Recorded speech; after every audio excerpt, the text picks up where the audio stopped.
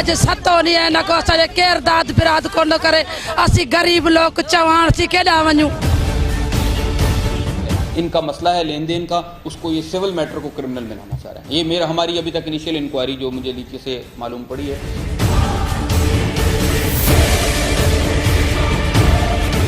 केतरे अरसे का तू इतने बैठो आई? ये तो जो मुझे 346 वाकया है ये जामशोरों का। वहाँ पे यूनिवर्सिटी में बच्चा पढ़ता था, फर्स्ट सेमेस्टर था उसका, उसमें वो किडनैप हो गया है, जो गुम हो गया। हम उनका दर्द समझ सकते हैं, बहुत पेनफुल सिचुएशन है। 3-4 साल हो गए हैं, वो बेचारे परेशान हैं। 2 साल का पोइ मुझे अची बचो मिलियो, अञा ताईं मूंखे धमकियूं ॾेई रहिया आहिनि त केस में हथ करणु तुंहिंजे लाइ सुठो कोन रहंदो।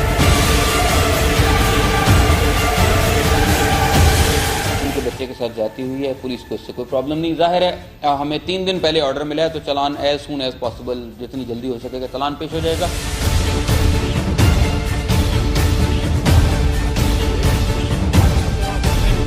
हिननि जो नुआणनि सां का हमदर्दी कोन है, ही पंहिंजी सियासत चमकाईंदा, हिननि जा पुराना झगड़ा मूंसां आहिनि।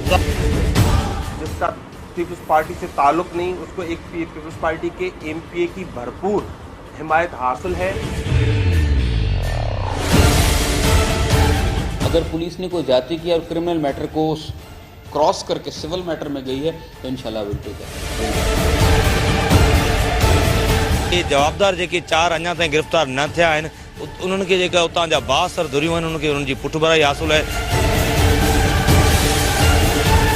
दो मेन कल्प्रिट्स जो हैं वो अगवा के हम गिरफ्तार कर चुके हैं, हारून और मतारो, जिसके ऊपर इनका मेन इल्ज़ाम था। नाज़रीन, मीरपुर खास ब्यूरो टाइम अॼु वरी असीं तव्हां सां गॾु हाज़िर आहियूं। हिन वक़्तु असां मौजूदु आहियूं उमरकोट ज़िले जे जेको मेन जेको चौक आहे अलावाला चौक, उते प्रेस क्लब अॻियां हितां जेके कुझु आहिनि चवाण बिरादरी जा माण्हुनि उहे एहतजाज करे रहिया आहिनि। ऐं उनखे अलावा असीं तव्हांखे ॿुधायूं त उमरकोट ज़िले जा जेके 4 तालुका आहिनि, जंहिंमें कुंडरिया, सामारो, उमरकोट ख़ुदि जेको ज़िले जे हेड क्वार्टर जो तालुको आहे, उन खां अलावा पिथरो, जेके बुनियादी सहूलियतनि खां वांझियल आहिनि। हिते जा जेके रोड रस्ता आहिनि उहे जेके करोड़नि रुपयनि जी माना पैसा हुअण बावजूदि जेके उहे करप्शन जे वर चढ़ी था वञनि। उन खां अलावा हेल्थ जे हवाले सां असीं तव्हांखे ॿुधायूं त इस्पतालूं जेके आहिनि उते जेकॾहिं ग़रीब मिसकिन माण्हू अचनि था, उन्हनि जो इलाजु कोन थो थिए, जिन खे रेफर करियो मीरपुर खास मोकिलीनि था। अगरि कोई मीरपुर खास अचे थो त उनखे हैदराबाद या कराची नयो थो वञे। ऐं जॾहिं त असीं तव्हांखे ॿुधाईंदा हलूं एजुकेशन जे हवाले सां, हिन वक़्तु बि उमरकोट ज़िले जा 6 स्कूल बंदि पिया आहिनि। एजुकेशन डिपार्टमेंट में करोड़नि रुपयनि जा फंड हुअण बावजूदि हिते को अञा ताईं स्कूल कोन पियो खोले। हिन वक़्तु जेका हुकूमत सिंध पारां तइलीम खाते ऐं सिहत खाते अंदरि जेका एमरजेंसी लागू कई वई आहे, उहा सिर्फ़ु नाले मात्र एमरजेंसी आहे, मगर हिते न सिहत जो सहूलियतूं आहिनि, न को तइलीम जेको अहिड़ियूं सहूलियतूं आहिनि। जेके स्कूल आहिनि त उहे खंडरात बणियल आहिनि। उन खां अलावा उमरकोट ज़िले जा जेके मेन बुनियादी मसइला आहिनि, माण्हू जेकॾहिं प्रेस क्लब जे अॻियां अचनि था, एहतजाज कनि था, मगर हिते जो को बि चूंडियल नुमाइंदो या जेके इन्हनि खां केरु मिलण लाइ तयारु न हूंदा, मजबूरन प्रेस क्लब अॻियां एहतजाज करे हलिया था वञनि। हिन वक़्तु जे माण्हू मौजूदु आहिनि प्रेस क्लब जे अॻियां धरणो हणी वेठा आहिनि, उन सां ॻाल्हि ॿोल था करियो। उनजा छा चवणा? किथां बिजली असीं पिथोरे खां बिजली गेट मज़ूर करण वेंदा आचारा मोटरसाइकिल उते 3 ॼणा बुखाने मथां पाण बि मथां असांखे 3 ॼणनि खे हिन हिकिड़ो ॼणो वीचारो जान छॾाया, हिकिड़ो ॼणो वीचारो जेको हिनखे 3 ॼणा झले खणी विया। छा थियो हींअर मिलियो आहे तव्हां पुलिस खे रिपोर्ट? असांखे कोन मिलियो आहे, अॼु सतो ॾींहुं आहे, न को असांजे केर दाद बिराद कोन करे असीं गरीब लोग चवाण सी केॾा वञूं।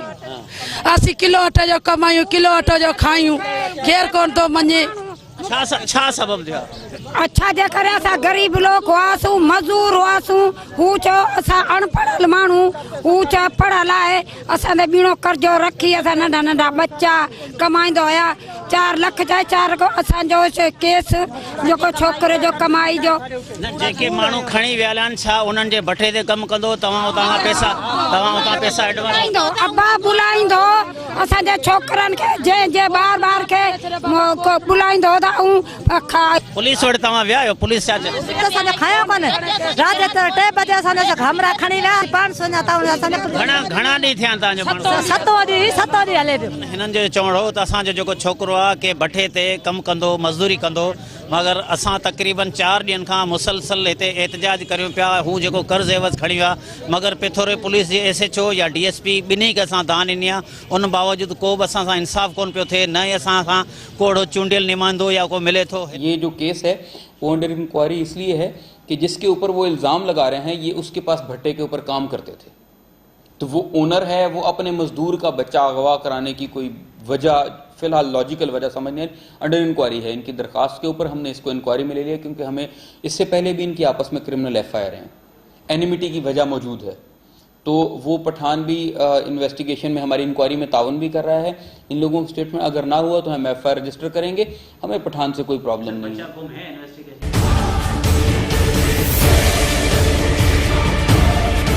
केतरे अरसे का तो इतने बैठो आई ये तो जो मगर 346 दिन है। एक्चुअली वाकया है ये जामशोरों का, वहाँ पे यूनिवर्सिटी में बच्चा पढ़ता था, फर्स्ट सेमेस्टर था उसका, उसमें वो किडनैप हो गया है, जो गुम हो गया। हम उनका दर्द समझ सकते हैं, बहुत पेनफुल सिचुएशन है, 3-4 साल हो गए हैं, वो बेचारे परेशान हैं। नाज़रीन, तकरीबन 2 सालन खां ही जेको आहे सरापा एहतजाज बणियल आहे उमरकोट प्रेस क्लब जे अॻियां, जेको मोहन लाल जेको शागिर्द हो उन जो मोबाइल अगवा थी वियो आहे या केॾांहुं गुम थी वियो आहे। उनजो जेको पीउ हिते मुसलसल प्रेस क्लब के अॻियां ॾींहुं राति जेको एहतजाज करे वेठो आहे, उन सां ॻाल्हि ॿोल था करियूं। उनजो छा चवणु आहे? नालो छा आहे तुंहिंजो? जलाल में नालो है। केतिरे अरसे खां तूं हिते वेठो आहीं? ये तो जो मगर 346 दिन है। हिते वेठो आहे 4 साल। किथे छोकिरो तुंहिंजो पढ़ंदो हो? मेरठ यूनिवर्सिटी में केमिकल डिपार्टमेंट हा, इंजीनियर पढ़ंदो हो, हैदराबाद में खजियो आहे। 4 साल थिया छोकिरे खे। तव्हांखे कीअं ख़बर पई खजी वियो आहे? खजी वियो त असां छोकिरा गॾु पढ़ंदा, हुननि चयो यूनिवर्सिटी में छोकिरो जा आयो कोन डिपार्ट ते। पोइ हुननि टेलीफोन करे पोइ आऊं हुतां वठि पकड़ कई, दौड़ियोसीं थका 3 साल हुतां रुलियोसीं, हर माड़ू वठी वियोसीं, कंहिं मुंहिंजो सॾु कोन ॿुधो। रड़े करे करे नेठि आख़िर हाणे हिते प्रेस क्लब वेठो, हाणे घर में का चीज़ रही कोन, कमाइण वारो केरु, ऐं हिकिड़ो ॼणो, ॿिया बचिया नंढा नी, वॾो पढ़ंदो, पढ़ाई मूं एस पहुचायो, अॼा ते किथे पतो कोन, ज़िंदगी तबाह थी वई। भला हितां जे इंतिज़ामिया वग़ैरह सां मिलियो आहीं या उते यूनिवर्सिटी इंतिज़ामिया सां मिलियो आहीं? हू चवनि था अलाए कंहिं खणियो आहे, असीं कोशिशि करूं पिया, बस इहो कई मूंखे ॿुधाए ॾियनि था। FIR वग़ैरह दाख़िल थी आहे? जाम शोर में कटियल आहे, कोटड़ी थाणे में। कोटड़ी थाणे में कटियल आहे? जाम शोर में FIR कटियल। हिते तूं केतिरे अरसे खां वेठल आहीं? हिते जहिड़ो करे मूंखे 2 साल थियनि पिया हाणे। 2 साल थी विया? हा। भला हितां जा भला को चूंडियल नुमाइंदा या ॿियो कहिड़ा समाजी अॻुवाण जे तोसां मिलिया न? हिते मूंखे लाल मिलियो माली, लाल आयो, ॿियो केरु त कोन आयो। लाल हिकिड़ो माली आयो मूं वटि। भला एतिरे अरसे जे अंदरि तुंहिंजो को छोकिरे सां कंहिं राब्तो करायो हुजे या को ॾस पतो पियो? कंहिं राब्तो कोन करायो या जीअं हिते आउं वेठो आहियां, कंहिं राब्तो कोन करायो मूंखे। जीअं हाणे परेशान हिते वेठो आहे, रड़ाई करे वञूं घर तो परेशान, घर में चरी थी वई आहे। छा थो सम्झी भला तव्हांजो कंहिं में शक आहे? केरु खयो? शक मुंहिंजी दुश्मनी कंहिं में कोन आहे, न को छोकिरे जी हुई, शक कोन आहे, ॿिए केरु खणंदो? गवर्नमेंट साहिबु ॿिए केरु कोन खणियो आहे, खणियो त केरु न आहे। दुश्मनी मुझे कैसा कौन आए, मेहरबानी थी मां बच्चों छड़े वापस मुझे कैन से दुश्मनी। जो मोहन मेघवाड़ वाला मसला है, उसके वालिदैन के साथ पूरी हमदर्दी है, हमारा भी वो छोटा भाई है। उसका मसला ये है कि एक तो उमरकोट में उनका एहतजाज, ज़ाहिर उनका घर यहाँ है, वो यहाँ कर रहे हैं। एक्चुअली वाक़या है ये जामशोरों का, वहाँ पे यूनिवर्सिटी में बच्चा पढ़ता था, फर्स्ट सेमेस्टर था उसका, उसमें वो किडनैप हो गया है, जो गुम हो गया। अभी तक कोई रैंसम कॉल नहीं है। इसके अलावा इस पर GIT बनाई थी, जिसमें तमाम मुतल्लिका अदारों को हमने लेटर लिख के जेल को, हॉस्पिटल्स को और इसके अलावा तमाम हमारी इंटेलिजेंस एजेंसियों को, इंक्लूडिंग रेंजर, सब से हमने परमिशन उनसे पूछा है। इन राइटिंग उन्होंने हमें इनकार किया कि हमारे पास ये बंदा नहीं है। अब उसमें कुछ 1-2 इन्फॉर्मेशन की हद तक कुछ डायमेंशन हैं कि अपर सिंध साइड पर वो देखा गया है या कोई भी इस तरह का इशू, लेकिन अभी तक वो वेरीफाइड नहीं है। हम अपने तौर पे पूरी कोशिश करेंगे, उनके लिए हमारी पूरी हमदर्दी है। एक तो हालांकि हमारा मैंडेट भी नहीं है, मैंडेट है जामशोरों पुलिस का। GIT में इनकी रिक्वेस्ट के ऊपर SP उमरकोट को उसका हेड बनाया गया था, लेकिन मैं GIT का काम कंप्लीट करके ह्यूमन राइट्स कमीशन में अपनी रिपोर्ट जमा करवा चुका हूँ। इसके बावजूद भी हमारी पूरी कोशिश जारी है। हमने अपनी 2 SHOs की टीम बनाई है कि उनके पास खबर, कोई मुखबर की इतला या कुछ भी हो तो इंशाल्लाह इनकी हेल्प के लिए हम हर तरह तैयार हैं। हम उनका दर्द समझ सकते हैं, बहुत पेनफुल सिचुएशन है, 3-4 साल हो गए हैं, वो बेचारे परेशान हैं, वो हमारे भाई हैं। और फिर मोहन की बाजियाबी के लिए हमारी पूरी कोशिश जारी है, इंशाल्लाह जैसे ही कोई अपडेट होगी।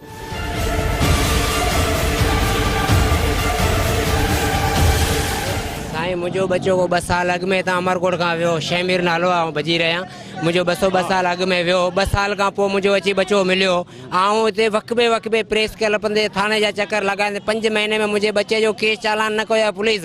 हींअर हाई कोर्ट जे अंदरि SHO साहिब खे, जज साहिब जूं महिरबानियूं आहिनि, कुर्बा जो हाई कोर्ट में छा नालो तुंहिंजो? मुंहिंजे नाले जो साईं जमशेर आहे। जी हा साईं, आउं भॼी रहियां। मुंहिंजो 2 साल खां छोकिरो हींअर मिलियो आहे, टंगूं टुटल बराबरि। किथां मिलियो? साईं मीरपुर खास मां मिलियो, पठान हैदराबाद जा। हिकिड़ो अमरकोट जो आहे, हिकिड़ो नवकोट जो आहे, हिकिड़ो जी हिकिड़ो हनी मिरणाणी ऐं हिकिड़ो असद पठान ऐं इकबाल पठान ऐं पंहिंजो कादर बख्श मिरणाणी अमरकोट जो आहे साईं। हुननि जो केस दाख़िल थियो? साईं FIR कटिजी वई, केस चालान कोन पिया कनि साईं। केरु चालान कोन पियो करे? ही साईं SHO उमरकोट कोन पियो करे। जी हाँ साईं आऊं उते वेंदा पहिरीं मूंखे चई न लख रुपया केरु खणी विया छोकिरे तुंहिंजे केरु खणी विया साईं हितां अमरकोट मां खणी विया जो हनीफ मिरणाणी ऐं कादर छाजे करे साईं अलाए छाजे करे खणी विया छो खणी विया इहो त उन्हनि खे केतिरी उमिरि आहे छोकिरे जी छोकिरे जी 12 खां 13 साल आहे मासूम हिते पहिरीं दर्जी पोइ कमु सिखंदो टेलर मास्टर जो पोइ 2 टे ॾींहं माल में छॾियो माल चारींदो हुतां खां सामान वठण आहे 5 मुहर्रम जी तारीख़ हुई 2 साल जेको सॼे अमरकोट शहर खां को जॻह न छॾी आहे को इदारो ऐं TCS 2 साल जो मूं TCS हर इदारे खे मूं TCS कई आहे हर शइ मूं कई आहे पर मुंहिंजो मिशकिन जो कोई मूंखे हींअर आउं पिनी अमरकोट में किरायो करे हाई कोर्ट वञा थो मिशकिन आहियां अञा ताईं मूंखे धमकियूं ॾेई रहिया आहिनि त केस में हथु करणु तुंहिंजे लाइ सुठो कोन रहंदो असां कोर्ट में छुटी केरु तोखे धमकियूं ही साईं पठाण मूंखे ॾियनि पिया हिकिड़ो अमरकोट जो माण्हू 3 ॾींहं ते रस्ते में मूंखे फ्री आयो पर मोटरसाइकिल आउं निकिरी वियो देवन मां त मूंखे चई त तूं असांजे केस मां हथु खण या 5 रुपया वठ त आउं पिना कोन थो हुन खां 5 रुपया वठी आऊं मिशकिन जो मुझे मिशकिन जो हक़ है मुझे मिलो वने मुखा इंसाफ कयो वने पहले तो उन्होंने जब FIR के लिए आए थे हमारे पास हमने FIR भी की थी जी वो आए थे उसकी FIR भी हो चुकी है उसमें चूंकि कोर्ट में ये हाई कोर्ट चले गए थे उसके खिलाफ तो हाई कोर्ट की हमें डायरेक्शंस थी कि आप इस पे फर्दर अरेस्ट ना करें और फर्दर आप इसमें चालान पेश ना करें अभी तो अब कोर्ट की फ्रेश डायरेक्शन में लास्ट वीक हमारे DSP साहब पेश हुए थे इसमें उन्होंने कहा कि आप एज पर लॉ चालान पेश करें चालान तैयार है इन लोगों की मुकम्मल तौर पर जो है वो हम सपोर्ट करेंगे इनके बच्चे के साथ जाती हुई है पुलिस को इससे कोई प्रॉब्लम नहीं जाहिर है हमें 3 दिन पहले ऑर्डर मिला है तो चालान एज सून एज पॉसिबल जितनी जल्दी हो सकेगा चालान पेश हो जाएगा इनकी ये ग्रीवेंस दूर हो जाएगी मैं DSP को कहता हूं कि उनसे मिले भी जाके प्रेस क्लब पे और उनको सॉर्ट आउट भी करें इसमें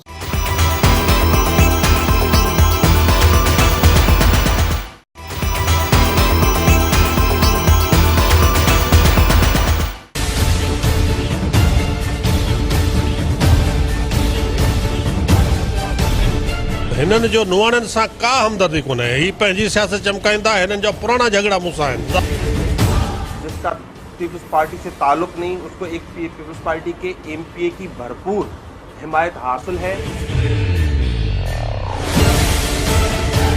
अगर पुलिस ने कोई जाति किया और क्रिमिनल मैटर को क्रॉस करके सिविल मैटर में गई है तो इंशाल्लाह विल टेक इट हिन वक्त जेको असां गॾु जेके आहिनि नोहाणी बिरादरी जूं कुझु औरतूं मौजूदु आहिनि जेको उमरकोट प्रेस क्लब अॻियां एहतजाज कयो वेठियूं आहिनि उन सां ॻाल्हि ॿोल था करियूं जो छा चवणा अमा छा नालो आहे तव्हांजो मुंहिंजो नालो आहे संघार छा मसइलो आहे तव्हां सां मसइलो मुंहिंजो आहे बनीअ जो बनी ही असांजी उनखे महरनि असां ते अची कब्ज़ो कयो असांजो को केस वञा कोर्ट में केतिरी बनी तव्हांजी बनी असांजी 32 एकड़ आहे कहिड़े महर तव्हांजो कब्ज़ो कयो अल्लाह रखे जो भाउ शोहिब साहिब मोहम्मद दीन गुलाम अहमद ईसो महर छाजे करे लॾियो त असीं अची वेहूं ॿियो को कोन्हे लॾायो त अञा कोन अथनि लॾाए असांजा घर ठाहे असांजा लॼ लूट करे असांखे हिन गंदनि में हे कपिड़ा असांजा ॾिसो असांखे हिन कपिड़नि में हे बि असांखे ख़ुदा कारण माण्हू ॾिना असांखे कंटीअ ते फिटो करे विया तव्हांजा घर खाली कराए छॾिया खाली छा घर ड्राए टपड़ खणी असांजूं जुतियूं पेरनि जूं असांखे धक हणी अञा मुकालो 5 ॾींहं थिया आहिनि सुयूं 3 ॾींहं थिया आहिनि हणायूं आहिनि अचार जी राति आया जेताणी अची पुलिस आई 50 लख ॾिना अथनि पुलिस खे रिश्वत जा गुलाम अहमद आहिनि अलाह रखे ओ ड्याज जे सुधा ॾिना अथनि उन सस्तनि पाड़े अचनि उन असांजे बि सॼा घर हली हींअर को हली ॾिसे केतिरा घरनि जेके तव्हांजा ठाहे छॾिया अथनि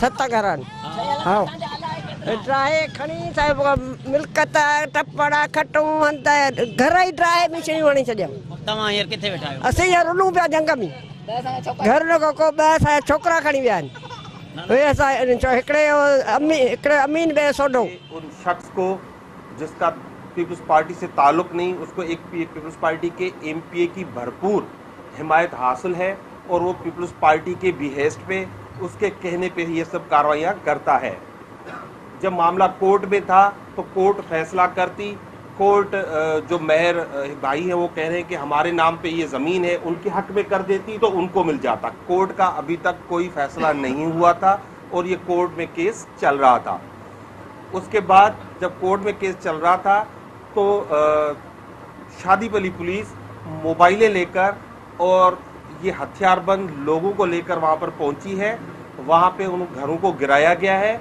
वहाँ पे माल मवेशी इवन बच्चों के कपड़े तक ट्रकों और ट्रैक्टर और ट्राली से भर के लेके गए हैं और औरतों और बच्चों को पुलिस मोबाइल में बिठाकर उमरकोट के करीब रोड और रास्ते पे छोड़ दिया गया ये बहुत बड़ी ज्यादती है हमने अभी SSP उमरकोट से मुलाकात की है उन्होंने कहा कि मैं उमरकोट में नहीं था, आपने मेरी नॉलेज में ये 3 चीजें दी हैं, आपसे इंसाफ होगा। नाज़रीन, इन वक्त असां गॾु मौजूदु आहे गुलाम मोहम्मद मेहर, जिन जे ख़िलाफ़ नवाणी बिरादरी जे माण्हुनि पारां हिते एहतजाज कयो वियो। इहो चयो वियो त असां शाह महमूद कुरैशी खे जॾहिं असां वटि आयो उन खां पोइ पीपुल्स पार्टी जे माण्हुनि पारां असांखे हितां खां लॾाए छॾियो ऐं असांजा कुझु माण्हू बि खणाए छॾिया आहिनि, असांजो जेको माल मता हुआ उहो बि खणी विया आहिनि। उन हवाले सां हिन सां ॻाल्हि ॿोल था करियूं, हुनजो छा चवणु आहे? सर, छा मसइलो आहे जेको नवाणी बिरादरी आहे, जेके मर्द हुआ या औरतूं हिते एहतजाज पे कयूं, तव्हां ते इहे इल्ज़ाम आणी रहिया हुआ त असां हिते पुराणा वेठल हुआसीं, असांखे हितां लॾाए असांजा घर ख़ाली कराया विया आहिनि ऐं असां हीअ दरबदरी वारी ज़िंदगी गुज़ारे रहिया आहियूं? हीअ जेका ज़मीन हुई इन्हनि जी एराज़ी आहे 32 एकड़, इहा गोरसर मोरी जे भरिसां आहे, नूरवा जे कप सां आहे। इहा मकादे में हुई, पार्टी जेका असां मालिक हिननि जा आहिनि पंजाब जा, पंजाबी आहिनि, ऐं उन में मकादो हिननि वटि नवाणनि वटि हुयो। 2014 में असांजी बिरादरी महर बिरादरी जो महरदीन नाले महर हो, उहो हुन नवाणनि वटि वियो त बाबा हू जेके पंजाब वारी पार्टी आहे उहा मूंखे विकिणे थी, जेकॾहिं पहिरीं तव्हां वठो त पहिरीं हक़ तव्हांजो आहे, तव्हां वठो। नवाणनि चयो त असां वटि पैसा न आहिनि, असां नथा वठूं, भले बेशक तव्हां वठो। पोइ हिननि ख़रीद कई आहे 32 एकड़, उन पंजाब जी पार्टी खां ख़रीद कई आहे। ख़रीद करण खां पोइ उनजा पासबुक ठहिया आहिनि, उन्हनि ते लोन थियो आहे, हर शइ थियो आहे। उन खां पोइ हुनखे चयो त बाबा हाणे महिरबानी करे ख़ाली कयो ज़मीन ही मूं वरिती आहे, उन्हनि खे खाता वाता सभु ॾेखारिया त हीअ कोर्ट में हलिया विया। हिननि चयो असीं ख़ाली न कंदासीं। अच्छा, कोर्ट में बि हिननि 2 दफ़ा ही अपील में बि विया, पर हुन फ़ैसिलो जेको पहिरीं थियो उन में बि मारनि खटियो। तव्हां ख़रीद कई आहे, उहे रजिस्ट्री तव्हांजे नाले थी वई आहे, तव्हांजे खातनि ते छा चढ़ी वई आहे ज़मीन? बिल्कुलु, रेवेन्यू बोर्ड जी जेका आहे असां उहा वेबसाइट जेकॾहिं तव्हां उनखे क्लिक कंदव त उन में राइब, शोएब ऐं साहिब उन जा खाता आहिनि। जेकॾहिं उन में जाली हुजे त उहो जेका रेवेन्यू बोर्ड जी जेका असां उहो वेबसाइट कूड़ी की हूंदी, उन में जेकॾहिं कूड़ो खातो हूंदो त असां ॾंढ ॾोब भरण लाइ तयारु आहियूं। ऐं हिननि वटि छा सबबु आहे जेको हींअर ई एहतजाज कनि पिया? एतिरे ताईं हितां जो जेको MN या PTI जो उन्हनि बि प्रेस कॉन्फ्रेंस कई आहे, हीअ एहतजाज कनि पिया।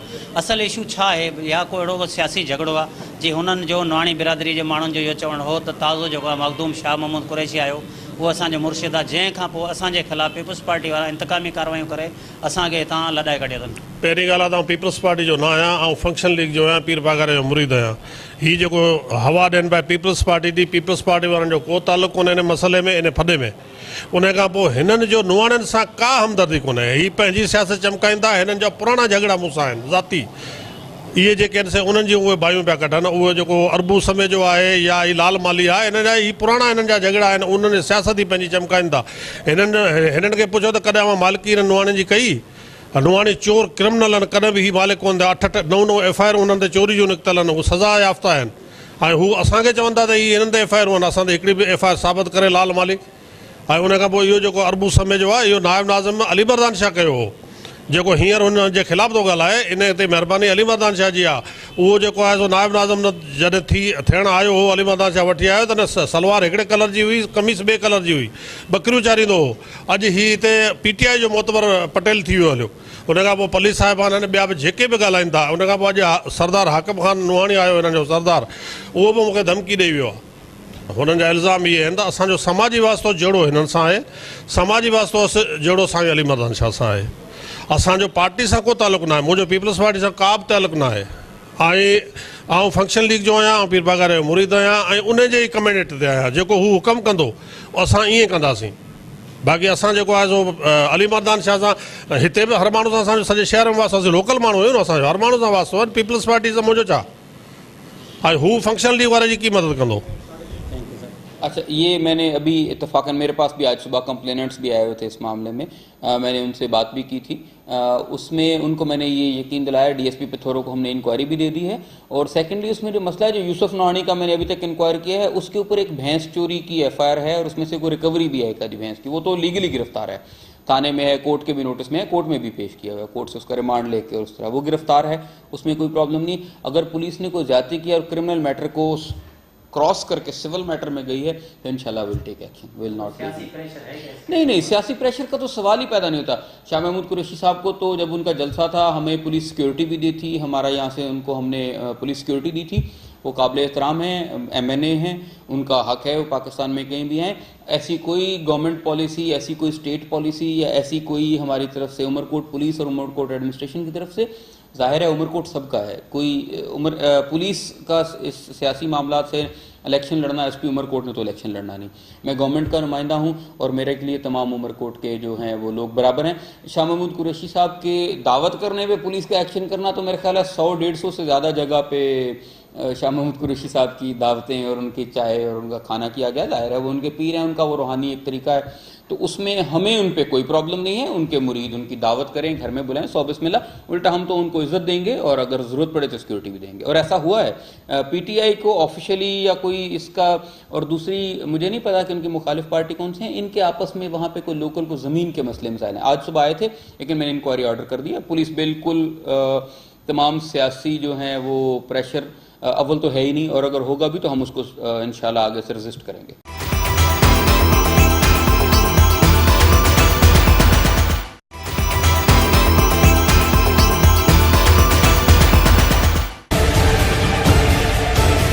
ये जवाबदार जेके 4 अञा ताईं गिरफ़्तार न थिया आहिनि, उन्हनि खे जेका उतां जा बासर धुरियूं आहिनि उन्हनि खे उन्हनि जी पुठभराई हासिल आहे। दो मेन कल्प्रिट्स जो हैं वो अगवा के हम गिरफ्तार कर चुके हैं, हारून और मतारो, जिसके ऊपर इनका मेन इल्ज़ाम था। ही जेको उमरकोट जे ॻोठ सिबाणी लालाबा मंझां 14 तारीख़ अक्टूबर जी गैंग रेप जो वाक़ियो थियो है। ज़बरदस्ती अगवा करे नसीमा भील के खणी विया जवाबदार। अॼु तक़रीबन 20 ॾींहं गुज़री चुका आहिनि, अञा ताईं हुन में 7 जवाबदारनि में 4 जवाबदार गिरफ़्तार न थिया आहिनि। न जेका जंहिं गाॾी में हिनखे अगवा कयो वियो, न उहा उमरकोट पुलिस उहा गाॾी रिकवर कई आहे। हाणे इहे जवाबदार जेके 4 अञा ताईं गिरफ़्तार न थिया आहिनि, उन्हनि खे जेका उतां जा बासर धुरियूं आहिनि उन्हनि खे उन्हनि जी पुठभराई हासिल आहे, तंहिंजे करे गिरफ़्तार कोन पिया थियनि। जेके ग़रीब मिसकिन जेके ॿाहिरां में रहनि था, कोली, भील, मेंगवाड़, ओड, ऐं उन्हनि जे वोटनि ते जेके माण्हू खटिनि था, अॼु ॾींहं ताईं उहे माण्हू उन्हनि मुतासिर नसीबा भील जे ख़ानदान सां तहज़त लाइ न विया आहिनि, सवाइ सूबाई वज़ीर सक़ाफ़त सैयद सरदार अली शाह जे पूंजेमल भील जे। बाक़ी हुतां जा जिन वोटनि ते चूंडिजी उमरकोट जे तक तां MPA थिया या जेका उतां MNA थिया, अॼु ताईं 20 ॾींहं गुज़रण ताईं उते न विया आहिनि।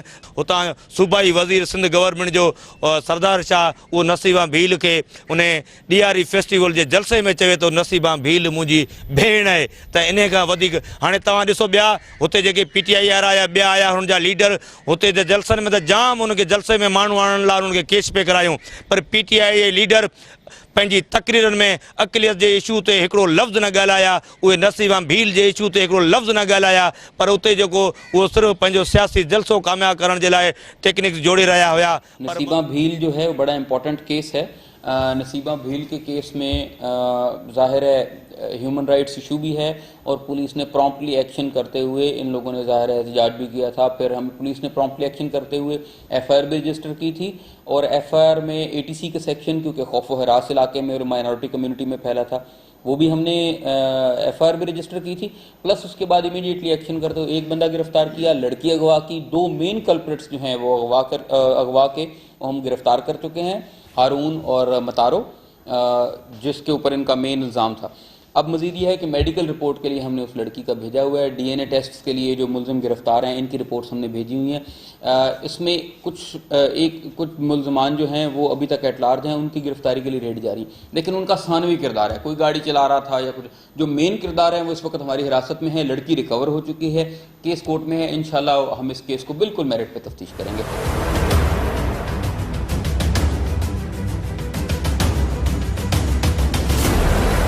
एक 12 बजे माना सुठो डॉक्टर निकिरी वेंदो आहे, बाक़ी कंप्यूटर रहंदा आहिनि, हू छा ॾिसंदा। नाज़रीन, हिन वक्त असां मौजूदु आहियूं डिस्ट्रिक्ट अस्पताल उमरकोट में। असां सां गॾु हींअर मौजूदु आहे डॉक्टर मोहम्मद याकूब। उन सां ॻाल्हि ॿोल था करियूं त सिहत खाते जे अंदरि हुकूमत सिंध पारां जेका एमरजेंसी लॻाई वई आहे, उन खां अलावा अरबे रुपया ताज़ा जेका वज़ीर आला सिंध पारां जेके फंड बि जारी कया आहिनि, उन हवाले सां ॻाल्हि ॿोल था करियूं। जो छा चवणु सर, सिहत खाते में अरबे रुपया जेके फंड बि अचनि था, ऐं उन खां अलावा दवाउनि जे मद में या ॿियनि मदनि जे अंदरि, पर हिते हिन हॉस्पिटल जी छा सूरत हाल आहे? अक्सर इहे शिकायतूं हूंदियूं आहिनि त डॉक्टर जेके सुबुह जे टाइम ते वेहनि था, उन खां अलावा डॉक्टर को मौजूदु ई कोन हूंदो आहे। हिकु ॿ डॉक्टर मौजूदु हूंदा आहिनि, बाक़ी सॼो ईअं सम्झो त डिस्पेंसरनि जे हवाले सां अस्पताल हूंदी आहे। उन खां अलावा हिते जा मेन मसइला कहिड़ा आहिनि? साईं हिते जेको मेन मसइलो आहे असां वटि मसइला ख़ासि तौर ते डॉक्टरनि जी जेका अक्यूट शॉर्टेज आहे उहो तमामु घणो असां लाइ मसइलो आहे ऐं लोड शेडिंग जो तमामु घणो मसइलो आहे। असां जनरेटर बि कमु छॾियो थो ॾिए ऐं दवाऊं पंहिंजी जॻह ते मौजूदु आहिनि। दवाऊं असां तक़रीबन सभिनी पेशेंट खे मिलनि थियूं ऐं इंडोर पेशेंट में दवा जो किरदारु घटि हूंदो आहे। इंडोर में इंजेक्टेबल जेके दवाऊं असीं ॾींदा आहियूं ऐं उन खां अलावा जनरेटर बि पंहिंजी जॻह ऑनलाइन ते आहे ऐं डॉक्टर्स जी जेका शॉर्टेज आहे अक्यूट आहे इहो असां दूरि कई। हिन वक़्तु असां जेको उमरकोट जे डिस्ट्रिक्ट हॉस्पिटल में मौजूदु आहे ए बी हरी सर सां ॻाल्हि ॿोल था करियूं छा चवणा। सूरत हाल तमामु ख़राबु आहे छाकाणि त जेको हिते गायनोकोलॉजिस्ट न आहिनि जेके मुख़्तलिफ़ स्पेशलिस्ट आहिनि उन्हनि जूं वैकेंट पोस्टूं जेके आहिनि वैकेंट पियूं आहिनि ऐं उनखां अलावा जेके प्राइवेट क्लिनिक्स में डॉक्टर हलिया था वञनि और राति जी ड्यूटी उहे ई वठनि था जिन खे प्राइवेट क्लिनिक्स में वञी कमु करिणो आहे ऐं उनखां अलावा जेको हिते ऑपरेशन थिएटर आहे उहो फंक्शनल न आहे हिकिड़े वॾे अरसे खां। उन मंझि जेके गाइनी जा जेके पेशेंट हुजनि था उहे प्राइवेट अस्पताल में वञी 30 खां 40 हज़ार रुपया भरनि था पर हिते उहो ऑपरेशन थिएटर जेको आहे फंक्शनल न आहे। उनखां अलावा जेको मेडिसिन जी क्वालिटी आहे उहा सॼी सिंध जी आहे हिते बि तमामु बुरी हालत आहे। उहा कमीशन एवज़ जेके आहिनि सफ़ा हल्की क्वालिटी जो मेडिसिन वग़ैरह ॾिनियूं वञनि थियूं जंहिंसां को फ़ाइदो नथो थिए।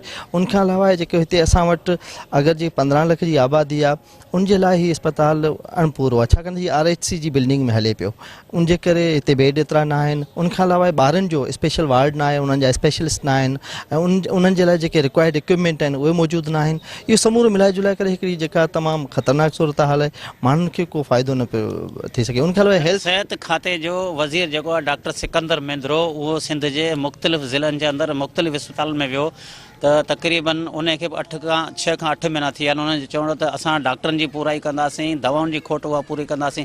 तव्हां छा था सम्झो इहे जेके विज़िट कनि था फोटो सेक्शननि या हुननि में कुझु का बहितरी आई आहे?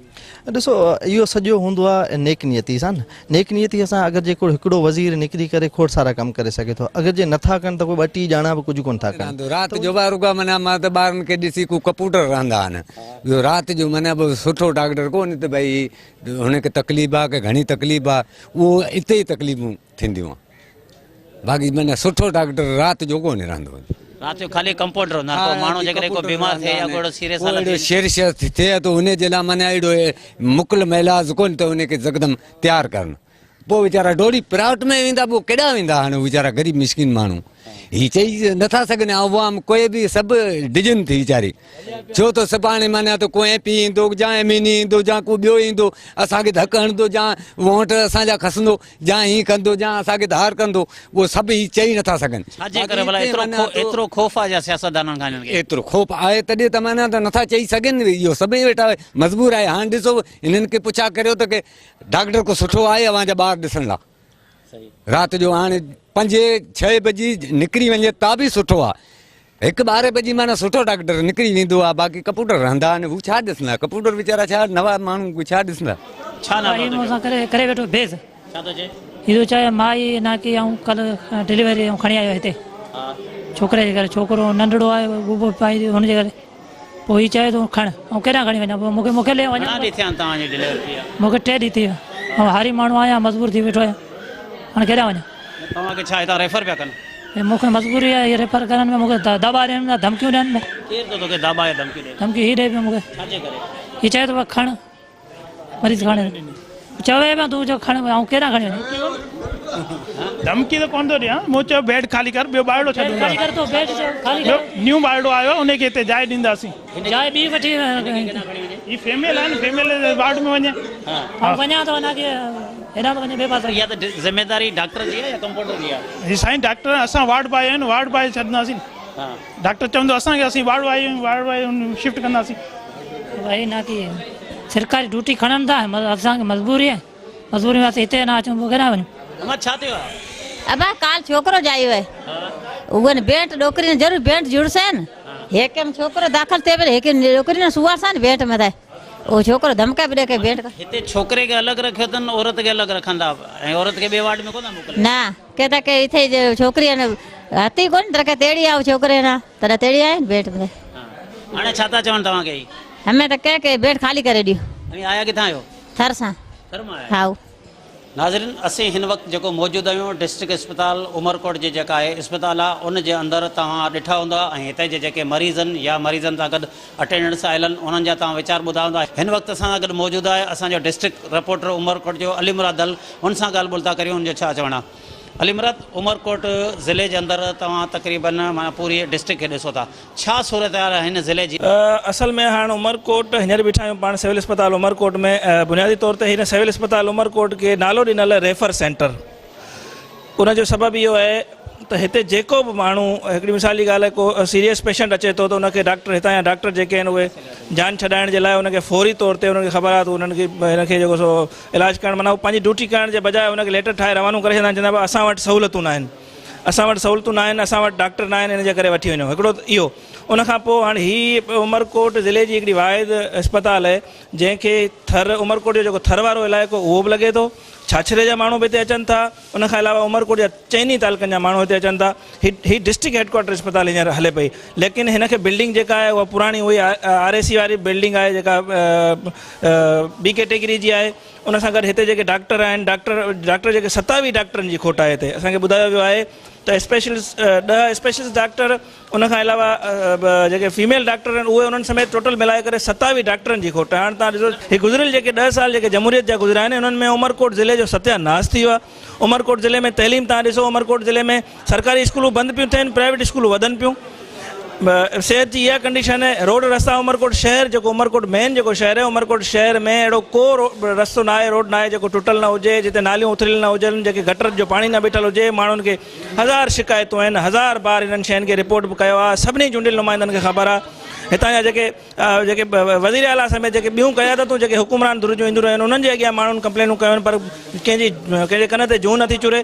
उमरकोट ईअं सम्झो हींअर मसइलनि जो घर बणियल आहे। उमरकोट में न का कंस्ट्रक्शन आहे, न को हिते मेगा को प्रोजेक्ट आहे, न हिते का यूनिवर्सिटी आहे, न हिते ही अस्पताल जी हालत थी बहितर थिए, न हितां जा रोड रस्ता सही था थियनि। नाज़रीन, मीरपुर ख़ासि ब्यूरो टाइम जे अंदरि अॼु जीअं असां उमरकोट ज़िले जे अंदरि पहुतासीं त उमरकोट जो जेको मेन चौक हो, अलावाला चौक, उते माण्हू मुख़्तलिफ़ जेको उन्हनि जा मसइला हुआ उन्हनि जा हल न थियण जे करे प्रेस क्लब अॻियां सरापा एहतजाज बणियल आहे। हिन ज़िले जे अंदरि तक़रीबन हिकु सीट जेका आहे क़ौमी असेंबली जी जंहिंजो MNA नवाब यूसुफ टालपुर, उन खां अलावा 2 सूबाई असेंबली जूं सीटूं आहिनि, जंहिंजो हिन ज़िले खां हिकु सूबाई वज़ीर बि आहे सैयद सरदार अली शाह, उन खां अलावा MP आहे सैयद अली मर्दान शाह जेको अॻूणो सूबाई वज़ीर बि हो, ऐं नवाब तैमूर जेको उहो बि कुंडरी खां आहे, जेको उहो बि MP आहे। मगर ही सभई तक़रीबन हिकु क़ौमी असेंबली सीटूं, 2 इहे ऐं हिकु PTI जो जेको आहे सीट क़ौमी असेंबली जी सीट आहे लाल माले जी। उन हवाले सां असीं तव्हांखे ॿुधाईंदा हलूं त उमरकोट ईअं सम्झ त हिन वक़्तु सियासत जे वर चढ़ियल आहे। मीरपुर ख़ासि डिवीज़न जे अंदरि जेका बि जलसा या जुलूस थियनि था, मेन माना ईअं सम्झ त हेडक्वाटर उमरकोट सम्झो वञे थो। छाजे करे त उमरकोट ज़िले जे अंदरि 50% अक्सर माना ईअं सम्झो त अक़लियतनि जी आबादी आहे। उन्हनि माण्हुनि खे सिर्फ़ु हितां जा सियासतदान कूड़ा ॾटा, कूड़ा दिलासा, कूड़ा आसरा ॾेई जलसनि में त वठी अचनि था। मगर अफ़सोस जहिड़ी ॻाल्हि आहे, हिन वक़्तु असां जंहिं अस्पताल जे अंदरि मौजूदु आहियूं, असां जीअं हिते पहुतासीं त हितां जे मरीज़नि जूं या हुननि जे अटेंडेंट्स जूं इहे दावूं हुयूं त असांजो को बि इलाजु कोन थो थिए। हीउ अस्पताल रेफर सेंटर बणियल आहे। एतिरे ताईं थर में जेको ग़ज़ाई खोट सबबु ऐं बुख ऐं बेरोज़गारी ऐं जेका बदहाली सबबु खोड़ सारा जेके ॿार आहे उते मरी वञनि था, जिन खे सिर्फ़ु इहो चयो वञे थो या हुननि खे कूड़ा दिलासा ॾेई था छॾनि या इमदादनि जा आसरा ॾियनि था। हुकूमत सिंध खे घुरिजे त फौरी तौर ते नोटिस वठी हितां जा जेके पुठिते पियल इलाइक़ा आहिनि या हितां जा जेके ग़रीब ऐं मिसकिन गुरबत में पीड़ियल आहिनि उन्हनि जा मसइला हल कया वञनि। तइलीम ऐं सिहत जो उन्हनि खे जेके बुनियादी ज़रूरत आहिनि उहे उन्हनि खे सहूलियतूं ॾिनियूं वञनि। ईंदड़ प्रोग्राम ताईं पंहिंजे मेज़बान नज़ीर पंवर खे इजाज़त ॾींदा। अल्लाह हाफ़िज़।